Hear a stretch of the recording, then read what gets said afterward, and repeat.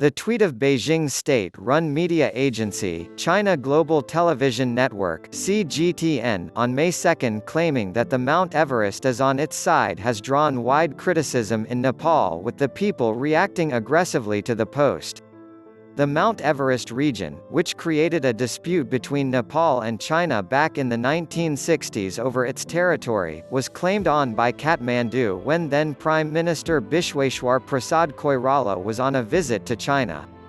Mount Everest, the world's highest peak with the height of 8,884 meters, has been the main source of income for the landlocked nation.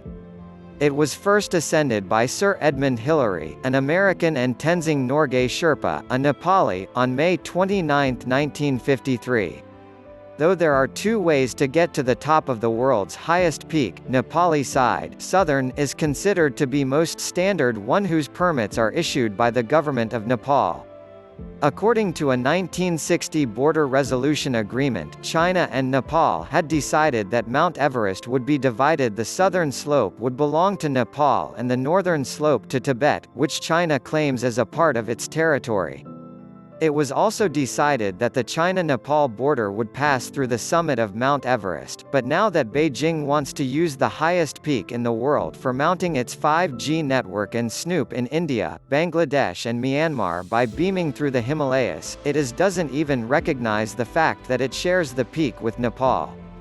Netizens asserted that Mount Everest was in Nepal and not in China, and that it will always be the pride of Nepalese. Some even shared memes of President Xi Jinping, and tagged Nepal's government to bring a spotlight on the claim. China calls Mount Everest Mount Qomolangma. This is how Chinese expansionism starts, calling geographical features with chauvinistic names and recognizing them as parts of Beijing's own territory. Subscribe, press the bell icon for more videos.